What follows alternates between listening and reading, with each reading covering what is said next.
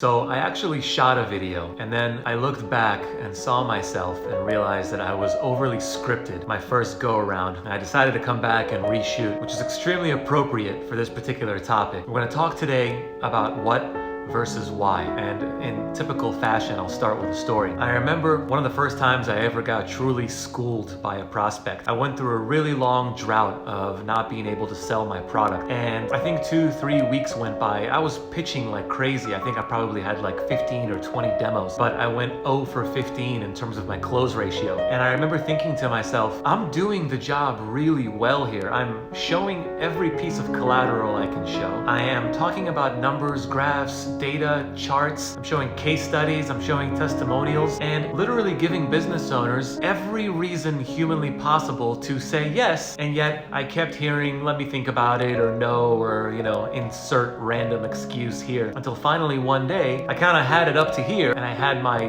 boiling point, so to speak. And actually out of a little bit of aggression came a bit of a miracle. I asked the business owner to give me some feedback. I said, listen, I feel like I showed you everything that you would need to see to make an educated decision, a good investment for your business, and buy our product. Graphs, charts, whatever you have it, like all the signs point to this being great for you. And then the guy said, you haven't asked me why I'm in business. You haven't asked me why I do the things that I do. Tough pill to swallow, but a really, really good lesson. The most valuable resource that all of us have is time. We just don't want retention issues. I'm so thankful. People don't quit their jobs. They quit their boss. Try and help others see the best version of themselves. Okay, so here we are. Let's get down and dirty into the details. I want to discuss the concept of what versus why, and I think too many salespeople are focused on features these days. When I say feature, pretend for a moment you're selling advertising. It's how your ad looks. What are the functionalities of your ad? Whether you have really good tracking capabilities, or maybe you're selling software as a service. You're a SaaS salesperson, and you're talking about how, your functionality is better than most concepts out there, and the ease of use and the user interface. Or maybe you're selling a product, business to business. Pretend for a moment, just for conversation's sake, you're selling a shoe, right? And your shoe is really light and you have great fabric on your shoe and it laces up really easily. And the material is this and that, but it's all boring. Nobody really cares. What we have to start thinking about is less of what it is that we're selling in terms of the features and why it is that we're selling it. And even on a bigger scale, why should the business owner or client be compelled to buy it from us? We'll start with software sales, and I think this is something that's become extremely popular, especially over the last 5 years. The idea behind software sales is really simple. You take a process that takes you a long amount of time and you do everything in your power to shorten that process, and you are saving a lot of time, because what took you an hour could potentially take you 5 minutes now, or 5 seconds, depending on the SaaS. I think the habits that we're getting into, especially if we're selling SaaS to an organization, something that can help their employees operate at a faster rate, is we talk about how fast our product is or how beneficial our product is to the organization. Instead, we should be talking about how beneficial our product is to the lives, the well-being, and the healthiness of the employee. If the employee feels better coming to work every day because a process that took them an hour is now taking them 10 seconds, that employee is happier coming to work. They are more efficient. They're going home with a smile on their face. They like working for you because you're the sort of boss that believes in enablement, which is a huge thing right now. And that's the real why behind buying software. It's got nothing to do with you having really great features on your product or ease of use. It has everything to do with why your employees are feeling happier coming to work. And then you can talk about opportunity cost. Speaking of opportunity cost, the second case is software as a service for the individual. Maybe you run a small business and maybe you need your own CRM or some sort of tool that will help you be more efficient, maybe in project management. Again, stop talking about the features of your service or how easy it is to use. Start calculating and quantifying from a monetary standpoint how much money you're going to save me. So if I'm your client and you're a salesperson and you're pitching me a SaaS product, I need you to make me feel good about how much time I'm going to save, and you have to quantify time for me. Ask me questions about how much time I usually dedicate to this particular task and how much it costs me per day to dedicate this much time to this particular task. If it takes me 1 hour to do something, I want you to ask me what that hour means to me from a monetary standpoint. Just for hypothetical reasons, let's call that 1 hour $100 worth of time. time. If you can make me feel good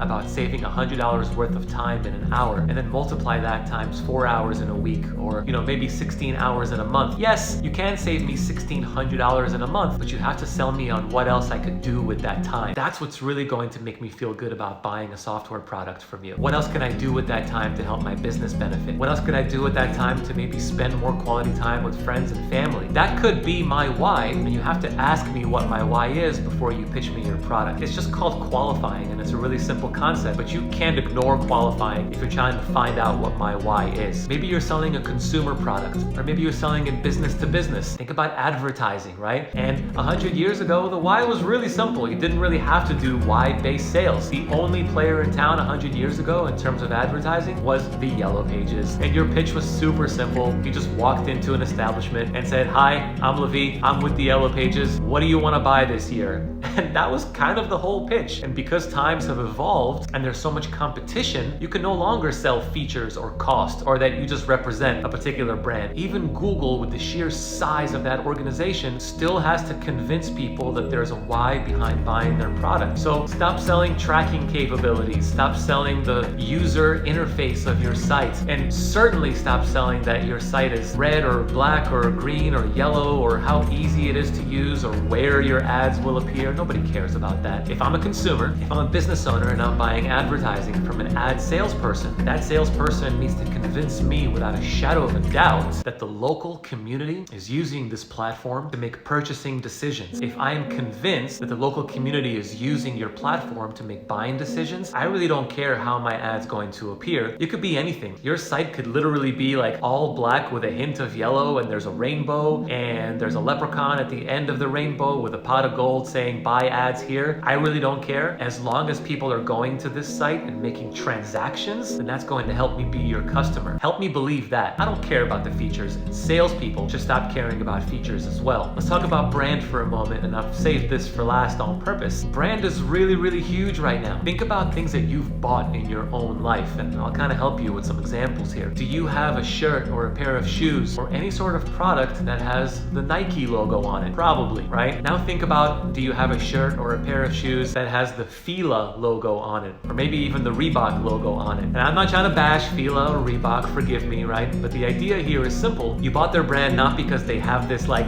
outstanding, amazing, groundbreaking shoe. You bought it because you feel a certain way when you buy their product. I put on a shirt that has the Nike logo on it. I'm feeling kind of athletic, and I'm feeling like I can go climb a mountain, dunk a basketball, and score a touchdown, right? But I don't know if I feel that way when I buy a shirt that says Fila on it. Maybe I'm just gonna go like for a quick jog, but I certainly don't feel inspired, right? And that's the idea here, inspiration. Think about anything else in your life that you may have purchased that you purchased because it made you feel a certain way. Think about Apple, right? Apple's probably the biggest brand on the planet right now. And in their marketing campaigns, they make you feel a certain way. I'm gonna put something on the screen here, and I'm gonna convince you that I'm right. Do you remember a long time ago when Kindle put out a commercial where they were bragging about the features of the Kindle? And the idea was really simple. They've got 1 million more megapixels, and they're super lightweight. And they did this side-by-side comparison of how lightweight the Kindle is, how it has more pixels, and how it costs less than the Apple iPad. And you were like, okay, this is pretty cool. And then you saw the Apple iPad commercial, and it had no mention of price. It had no mention of how lightweight it is. It certainly had no mention of the pixels, because you just don't care when you buy their product. What it did have: poetry, beauty,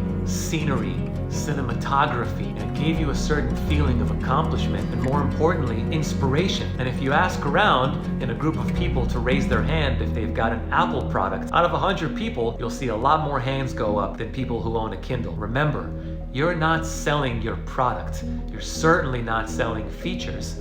You're selling the why. As somebody who's being pitched right now by you, I'm certainly not going to buy your features. Stop selling features. Stop selling what? Start selling why. Hi there. If you like my content, subscribe. It's really, really easy. See that guy right there? This guy? Click on his face. Hopefully you love my content. Hopefully you want more of it. The best compliment you could pay is to hit the like button, comment, and I promise to continue to put out good material for you.